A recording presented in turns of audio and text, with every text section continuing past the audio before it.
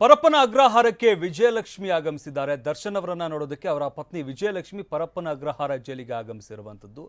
ಇನ್ನು ಈಗಾಗಲೇ ಜೈಲಲ್ಲಿರುವಂತಹ ದರ್ಶನ್ ಅವರನ್ನ ನೋಡೋದಕ್ಕೆ ಅವರ ಪತ್ನಿ ವಿಜಯಲಕ್ಷ್ಮಿ ಆಗಮಿಸಿದ್ದಾರೆ.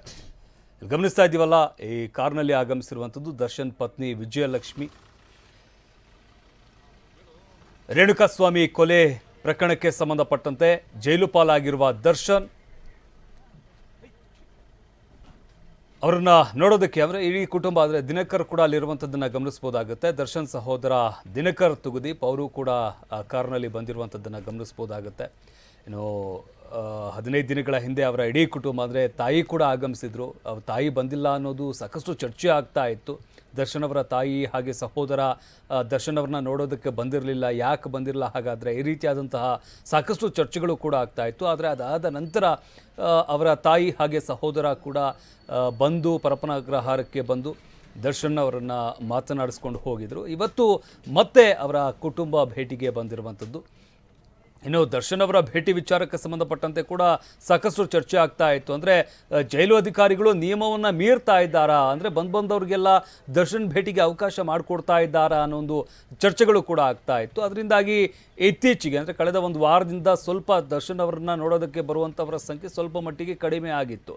ಈಗ ಅವರ ಕುಟುಂಬಸ್ಥರು ಇವತ್ತು ಬಂದಿದ್ದಾರೆ ಅಂತ ಗೊತ್ತಾಗ್ತಾ ಇರುವಂಥದ್ದು. ಇಲ್ಲಿ ಗಮನಿಸ್ತಾ ಇದ್ದೀವಿ, ಪರಪ್ಪನ ಅಗ್ರಹಾರ ಜೈಲಿನ ಬಳಿ ದರ್ಶನ್ ಸಹೋದರ ದಿನಕರ್, ಪತ್ನಿ ವಿಜಯಲಕ್ಷ್ಮಿ ಅಲ್ಲಿ ಕಾರ್ನಲ್ಲಿ ಬಂದಿದ್ದಾರೆ.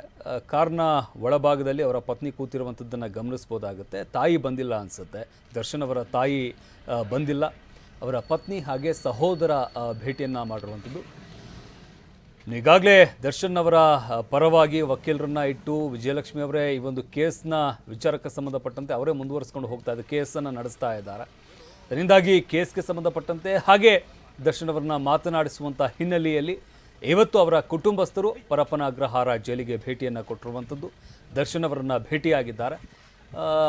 ಒಳಗಡೆ ಒಂದಷ್ಟು ವಿಚಾರಗಳಿಗೆ ಸಂಬಂಧಪಟ್ಟಂತೆ ಚರ್ಚೆನ ನಡೆಸಿರ್ತಾರೆ. ಅಂದರೆ ಕೇಸ್ ಎಲ್ಲಿಗೆ ಬಂತು, ಲಾಯರ್ ಏನು ಹೇಳ್ತಾ ಇದ್ದಾರೆ, ಏನಾಗಬಹುದು, ಎಲ್ಲ ವಿಚಾರಗಳಿಗೆ ಸಂಬಂಧಪಟ್ಟಂತೆ. ಇದ್ರ ಜೊತೆಗೆ ದರ್ಶನ್ ಅಂತೂ ಜೈಲಿನಲ್ಲಿ ಆ ಒಂದು ಲೈಫ್ ಸ್ಟೈಲ್ ಏನಿದೆ ಅದಕ್ಕೆ ಹೊಗ್ಗಿಕೊಳ್ಳೋದಕ್ಕೆ ತುಂಬ ಕಷ್ಟಪಡ್ತಾ ಇರ್ತಾರೆ. ಯಾಕಂದರೆ ದರ್ಶನ್ ಅವರ ಲೈಫ್ ಸ್ಟೈಲ್ ಯಾವ ರೀತಿಯಾಗಿ ಇರ್ತಾ ಇತ್ತು ಅನ್ನೋದನ್ನು ಎಲ್ಲರೂ ಕೂಡ ಗಮನಿಸಿದ್ದೀವಿ.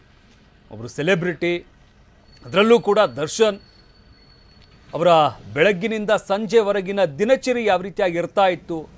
ಸಾವಿರಾರು ಜನ ಅಭಿಮಾನಿಗಳು ಪ್ರತಿದಿನ ಅವ್ರನ್ನ ನೋಡೋದಕ್ಕೆ ಬರ್ತಾ ಇದ್ರು. ಅವ್ರು ಹೋಗಿದ್ದ ಕಡೆಯೆಲ್ಲ ಜನಸಾಗರವೇ ಸೇರ್ತಾ ಇತ್ತು. ಬಟ್ ಈಗ ಜೈಲಲ್ಲಿದ್ದಾರೆ. ಒಬ್ಬರನ್ನ ಭೇಟಿ ಮಾಡಬೇಕು ಅಂದರೂ ಕೂಡ ಅಧಿಕಾರಿಗಳ ಪರ್ಮಿಷನ್ ತೆಗೆದುಕೊಳ್ಬೇಕಾಗತ್ತೆ. ಆ ರೀತಿಯಾದಂತಹ ಒಂದು ಪರಿಸ್ಥಿತಿಯಲ್ಲಿ ಸದ್ಯಕ್ಕೆ ದರ್ಶನ್ ಇರುವಂಥದ್ದು. ಅದರಿಂದಾಗಿ ಒಂದು ಕಡೆ ಅವರು ಮಾನಸಿಕವಾಗಿ ಖಿನ್ನತೆಗೂ ಕೂಡ ಒಳಗಾಗ್ತಾ ಇದ್ದಾರೆ. ಇದನ್ನು ಕಂಟ್ರೋಲ್ ಮಾಡೋದಕ್ಕೆ ಯೋಗ ಮಾಡ್ತಾ ಇದ್ದಾರೆ ಅನ್ನೋ ಒಂದು ವಿಚಾರಗಳು ಕೂಡ ಗೊತ್ತಾಗ್ತಾ ಇತ್ತು.